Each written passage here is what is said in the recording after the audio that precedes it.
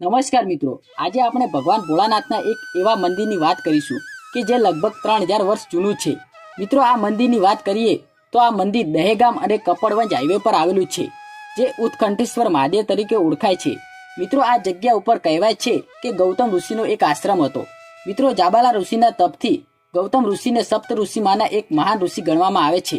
જાબાલા ઋષિના તપથી પ્રસન્ન થઈ કાશી વિશ્વનાથ મહાદેવ સ્વયં પોતાના કંઠમાંથી આ પવિત્ર જગ્યાએ ભૂગર્ભના માર્ગથી પ્રગટ થયા હતા. ભગવાન ભોળાનાથે જાબાલા ઋષિને વરદાન માંગવાનું કહ્યું, પરંતુ તેમને ભગવાન ભોળાનાથને સમગ્ર વિશ્વના કલ્યાણ માટે આ પવિત્ર જગ્યાએ બિરાજમાન થવા પ્રાર્થના કરી. ત્યારબાદ ભોળાનાથના કંઠમાંથી એક તેજ સ્વરૂપ અને તેજ ભૂગર્ભમાંથી નીકળેલા શિવલિંગમાં સમાઈ ગયું. અને અહીંયા શિવલિંગ જમીનમાં છે, એટલે કે ભૂગર્ભમાં છે. અને અહીં પૂજા માટે બીલીપત્ર, ફૂલ, જળ વગેરે ચઢાવવામાં આવે છે. અને આ બધી વસ્તુ ક્યાં જાય છે તે આજ સુધી ખબર પડી નથી. તો મિત્રો, તમે પણ ભગવાન ભોળાનાથ